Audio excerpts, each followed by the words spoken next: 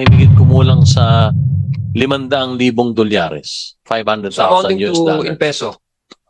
Then about 27.5 million din.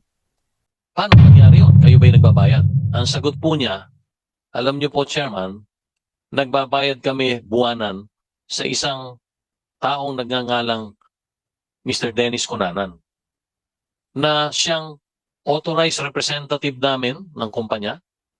At ang katotohanan, bukod do sa buwan ng sinisingil sa amin ng PAGCOR, ay nagdadagdag pa siya ng fines and penalties. Mr. Chair, let me ask I think my final question. Mr. Chairman Tenko, are you familiar? There's a parallel investigation now happening in the Senate. Are you aware of that, right? Yes, Yes, I in fact, believe you've I have appeared. been attending the hearings, Congressman. Yes, and the testimonies or the committee hearing that is now being conducted ongoing in the Senate, all of these testimonies are part of the public records, right? And so on June 10, 2024, the chairman of that committee, Senator Risa Hontiveros, mentioned that former Cabinet Secretary Attorney Harry Roque went to PAGCOR with a certain individual whose name is Cassandra Lee Ong to raise questions about Lucky South 99's RERs. Can you also please indulge this committee and share to us what transpired exactly in that event? I'm trying to recall. Yes, Recall Juan, correctly ano para yes, sir. Sometime in the second week of July 2023, my office received a call from former spokesperson and Secretary Harry Roque asking if he could personally visit me in my office. And on the 26th of July, 2023, if I'm not mistaken, Secretary Roque, former Secretary Roque, went to see me, and kasama po niya noon ay isang binibini na nagngangalang Cassandra Ong, Lee Ong. Sa pulong po na yun, inanyayahan kong makasama ko si Attorney Jessa Fernandez sapagkat siya po ang head ng Overseas Gaming Licensing Department. At apat po kami noon na nandun sa kwarto ko sa lumang opisina ng PAGCOR sa Ermita. At doon po'y ang pinakikiusap po ni former Secretary Roque ay kung maaring matulungan si Binibining Cassandra Ong dahil may problema siya sa PAGCOR sa pangkasalukuyan. So, tinanong ko po si Cassandra Ong, Binibining Cassandra Ong, kung ano po yung problema na yon. At ang sabi po niya ay, Chairman, kami po ay tumanggap ng sulat mula kay Attorney Fernandez kung saan nasasaad sa sulat na kami 6 na buwan nang may arrears sa PAGCOR. At nagkakahalaga po yung arrears na yun na himigit kumulang sa 500,000 dolyares, 500,000 so amounting US to dollars. in peso. Then about 27.5 million din. So losses yun ng gobyerno. Hindi po, arrears pa lang po yun. Hindi pa natin Ang ibig sabihin ko po ay sumulat po ang OGLD sa kay Cassandra Ong para ipaalam sa kanilang hindi natatanggap ng PAGCOR ang bayad nitong nakarang 6 na buwan. So, ang sabi ko doon kay Cassandra, paano nangyari yon? Kayo ba'y nagbabayad? Ang sagot po niya, alam niyo po, Chairman, nagbabayad kami buwanan sa isang taong nagngangalang Mr. Dennis Cunanan na siyang authorized representative namin ng kumpanya. At ang katotohanan, bukod do sa buwan ng sinisingil sa amin ng PAGCOR, ay nagdadagdag pa siya ng fines and penalties. So, sabi niya, ako ay naniniwala sa kanya dahil siya ang authorized representative ko at siya rin ang naglakad ng lisensya namin. Sinabi po niya yon sa PAGCOR. At ang sabi po niya ay nagtiwala siya doon, lumalabas ngayon hindi po inihuhulog o ibinabayad ni Ginoong Cunanan yung binibigay na pera sa kanya ni Cassandra Ong. So sabi ko, since hindi nakarating sa PAGCOR yan, we will still consider. Saan daw napupunta? Ang sabi daw po ni Mr. Cunanan, ibinabayad niya sa PAGCOR. So, sinabi ko naman po kay Cassandra, kung talagang binabayad niya, meron ba siyang binibigay siyang resibo? Or pagpapatunay na tinanggap ng PAGCOR yan? Ang sabi niya, hindi daw po niya nakukuha yung mga resibo. So, sabi ko sa kanya, kaharap po si Secretary Roque, dahil doon sa problemang yan, hindi problema yan ng PAGCOR, obligasyon ninyong bayaran yung yung utang na $500,000. Ang sabi po ni Cassandra, sa mga sandaling nag-uusap kami, meron na raw pong inutusan siyang magbayad ng initial payment sa branch ng Land Bank para sa account ng PAGCOR. Sabi ko, so babayaran mo yung 500,000, imigit kumulang. Sabi niya, opo. So, dun lang po, pangalawa po, dahil nga doon sa bagong panuntunan at guidelines na ilinabas namin para nga malinis na itong mga nangyayari, mga illegal na mga activities, in-anticipate na po niya na mag-expire po yung license nila na ipinagkaloob nung nakarang administrasyon ng PAGCOR nung 2020. So mag-expire na po yun sa 2023. Naghayag po siya kung maaari daw po ay magpa-file sila for renewal of license. Ang pangalan po ng kumpanya na binanggit niya, Lucky South 99. So itong pong papunta po sa inyo ni Miss Cassandra Leong na sinamahan po siya ni Attorney Roque. Ito po yung may area sila, pag-pre-apply again? Dalawang bagay po. Una po, ilan ba? kanyang ipinaparating sa amin na tumanggap siya ng sulat kay Attorney Fernandez doon sa arrears nilang himigit kumulang $500,000 at pagkatapos ngay babayaran niya. Dahil sabi ko, hindi pwede mabigyan kayo ng kahit anong diskwento dyan sapagkat pagkakautang ninyo yan sa PAGCOR. So, gusto ko pala, nung umalis po sila, sabi ko kay Attorney Fernandez, pakicheck mo nga kung tunay na nagpabayad sila. Wala pa po sigurong isang oras, bumalik sa akin si Attorney Fernandez para sabihing, totoo nga, nagbayad sila ng $203,000. Sabi naman po, partial payment So, nakita po ni Attorney Fernandez, pumasok po sa account ng PAGCOR, $203,000. So, that is issue number 1. Doon po sa kahilingan niyang pangalawa, na kung maaari tulungan sila sa renewal, ang sagot ko lang sa kanya, Ma'am, Attorney Roque, meron na po tayong mga bagong panuntunan or bagong guidelines dahil nag-iigpit na po ang PAGCOR sa pangkasalukuyan. Kung magfa-file kayo for renewal, all you have to do is go through the list of documents and all other requirements that you have to submit, and we will evaluate your application for renewal. Mr. Chair, may continue, Mr. Chair. Yeah. In that meeting, what was your impression of Attorney Harry Roque? Was there as a friend, or was there any connection with the company that Miss Cassandra Leong was trying to represent? Sa akin pong nakita naman, at ito liniwanag ko din sa Senado, hindi po naman nang pre-pressure si Attorney Roque. Siya po ay nakikiusap na kung maaring tulungan si Cassandra Ong. So, in answer to your question, I believe Attorney Roque, being a lawyer, was helping out a client. So that is my impression.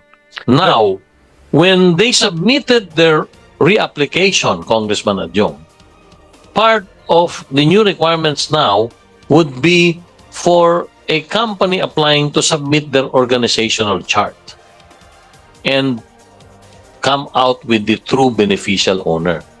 Doon po sa sinumiti nilang application, nakasama po doon ang organizational chart ng kumpanyang Lucky South 99. At doon po, may kahon po ron, nakalagay legal, Harry Roque ang nakalagay na pangalan. Okay, the reason why, Mr. Chair, I'm asking this is because apart from that meeting, no, with Lucky South 99 po. Lucky South 99, which apparently have RERs and they also want to reapply Opo. for a license. Renewal Apart po. from that, there was a, I believe, if my recollection serves me right, Mr. Chair, there was a statement came out from Attorney Roque saying that he has no involvement whatsoever in Lucky South 99. In fact, he was there. Maybe something about the Whirlwind Corporation. That I think was also trying to or have already granted licensee by PAGCOR. Okay. Yes, can you elaborate, because you're in that meeting, and I want this committee to understand what was really happened there. Because, Mr. Chair, see, we're talking about permit, business permit, etc. We're talking about Bamban in Tarlac. We're talking about Porac in Pampanga. But we are trying to look at how this system is going on, how POGOs operate, and what are the system that they're trying to plus gusto natin malaman, Mr. Chair, kasi kung ang mga involved dito ay medyo matataas na opisyal ng gobyerno, palagay ko naman kaya tayo nagkakarig ganito ng problema dahil may problema doon sa mga backing and backers, no? Kaya gusto natin malaman if we really try to dig deeper into the problem of this illegal POGO operation, we should not leave any stone unturned, especially if it was made out in the open. Especially if some personalities involved have used to work in our government, no, in whatever capacity that they have assumed office, no. So gusto natin malaman yun. So can you tell me, Mr. Chair? Congressman Adjong, I also read the article of former Secretary Roque in the Philippine Star last Saturday or Sunday over the weekend. And doon po sinabi niya na wala siyang kinalaman sa Lucky South 99 at nagpunta po siya doon para samahan si Binibining Cassandra Ong para sa Whirlwind Corporation. Tanong ko muna dyan. Singit ko lang. Yes. Yung bang Whirlwind Corporation is licensee ng PAGCOR? Yun po ang ipaliliwanag ko, Chairman. So, licensee siya? Hindi po. At never po. Nag-apply din po siya ng license? Hindi po. Hindi po. So, no reason for them to be in your Hindi, office? at una po, hindi po. Ang punta po nila sa akin, kaharap si Attorney Jessa, was for Lucky South 99. Sapagkat sinulatan po ang Lucky South 99 na sila ay 6 na buwan nang hindi nagbabayad sa PAGCOR. So definitely, with due respect to former Secretary Roque, wala pong napag-usapan tungkol sa Whirlwind doon sa pulong namin. Ang punta po nila ay, una, niliwanagin ko, tungkol doon sa arrears ng Lucky South 99 na nagkakahalaga ng himigit kumulang 500,000 dolyar. 500,000 dolyar. Pangalawa, valid pa po yung lisensya niya ng Lucky South 99 sapagkat ito po yung inisyo ng nakarang administrasyon ng PAGCOR in 2020. 2023 para mag-expire yata sa October pa.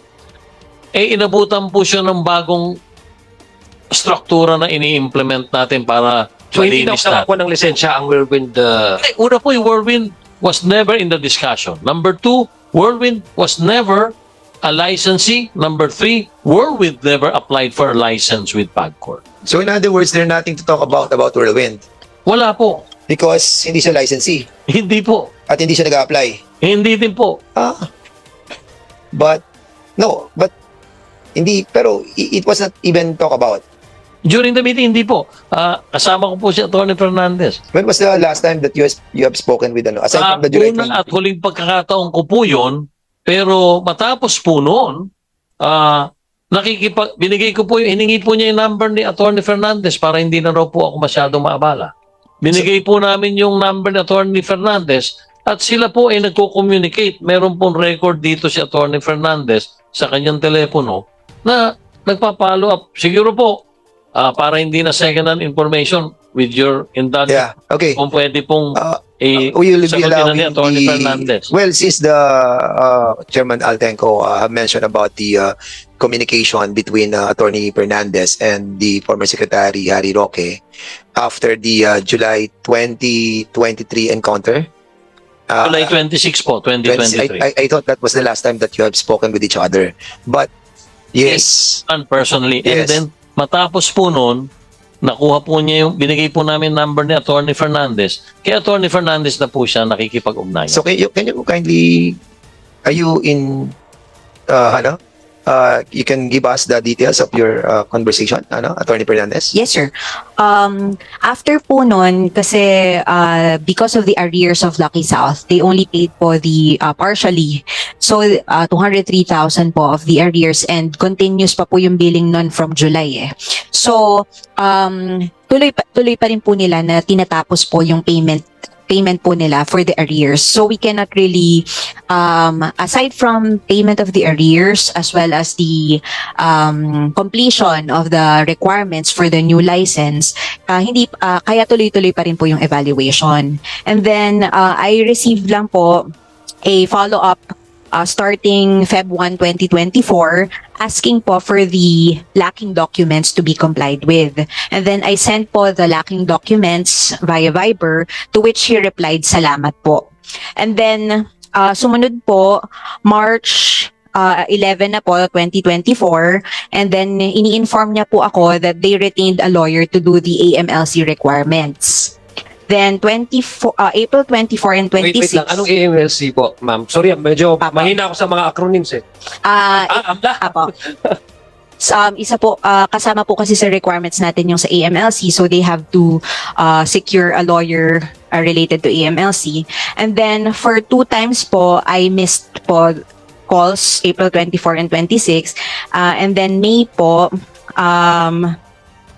May 2, meron po ulit follow-up on the status of the evaluation of the documents. And then last po is May 14 when I informed po Attorney Roque of the decision that the application will be denied po. Okay, so denied yung sa Lucky. Yes, sir. Opo, hindi po talaga siya nabigyan po ng So, license. unlucky. Nakabayad na po sila. Nabayaran po nila IRS. Okay, Pero yung pong, bagamat na deny, binayaran po nila yung arrears na kulang kalahating $1 million. Yes, sir. Bale, wala po silang naging utang po sa PAGCOR. Thank you, Mr. Chair. okay. Meron kasi nakantay, so I will not take much, but I would like to avail of the second round if there's a second round. Yes, ma'am. So yung I Lucky South, wala na siyang lisensya ngayon, ha? Yung Lucky South 99, wala na. Nung reneged po sila sa PORAC, wala pong lisensya yun. Oo, But wait, kung nung, ano po yung, Whirlwind, wala rin. Wala rin po. Wala rin. Hindi po nag-apply ang Whirlwind. Yes. Hindi po nagkaroon ng lisensya ang Whirlwind. Never, ha? PAGCOR does not have any relationship with Whirlwind. So talagang illegal yung Whirlwind. Hindi ko po alam kung anong operation niya. Yeah. Pero definitely, wala pong relasyon ang PAGCOR sa Whirlwind. Maliwanag po yun.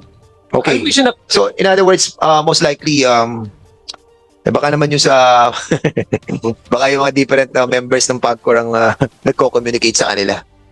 Well, anyway, kasi meron ako nakuha yung kay Dennis Cunanan. Have we invited Dennis Cunanan? Hindi, no? Most likely, we need to invite him, ano? Kasi dito pa lamang doon sa kanyang personal disclosure statement, na, di ba ito yung na-involve sa PDAP scam? yes, Di ba? yes, And matutuwa ka doon sa kanyang disclosure dito, Have you been charged with offense and awaiting hearing? Ano? Sabi niya, no. So, basically, talagang dito pa lamang, nagsisinungaling na talaga itong ating mga... Anyway, So, for manifestation, Mr. Chair, for a closing manifestation, Sige, go ahead. before I avail. Sir Chair, if we really truly want to really dig deeper and then find out really the reason why there's a proliferation of illegal activities that board, some crimes have already been committed. I think we seriously contemplate on inviting all these individuals that were mentioned, Mr. Chair. So I leave the decision to the collective decision of this committee. But if you would ask me, Mr. Chair, I really want them to really appear before this committee hearing, and then so that we can ask the proper questions that should be asked and should be addressed, the concerns that should be addressed, Mr. Is Chair. that a motion? I would convert that into a Okay. motion, Mr. Chair. Do it properly, my friend. I move that we invite Cassandra Leong and Dennis Cunanan. Dennis Cunanan and Attorney Harry Roque Okay, there's a motion in, this, to... in the next committee hearing, ito Mr. lang ba Chair. yung mga imbita natin? I think I saw also the Whirlwind Corporation. Eh. And maybe, Mr. Chair, if kasi sinabi mo kanina, maybe may nakausap sila sa mga board of directors ng PAGCOR. I don't know if it's present or I presume it's in the past. I board think of the directors. former PAGCOR chair, si Yeah. Andrea Domingo. Let's invite her as well. Kasi ito, 2019, who is the chairman ng PAGCOR? Chairman po noon si Andrea Domingo, 2019. 2019. O, ito dito lang, kitang-kita mo yung mga ano. Ha? Andrea Domingo, let's invite her.